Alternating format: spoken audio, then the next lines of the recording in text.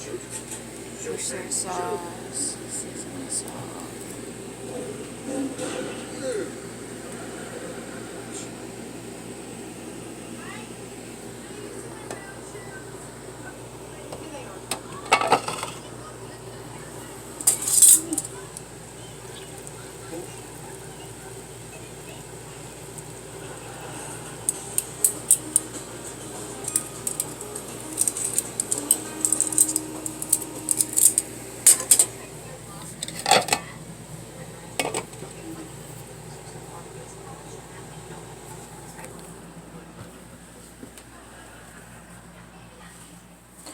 Okay, so do y'all want to learn how to make that?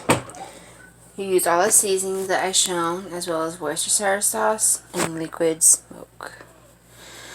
First off, I like to start out by putting the roast inside the crock pot with nothing, and then pouring the liquid smoke onto the roast, the whole bottle, and half the bottle of Worcestershire sauce.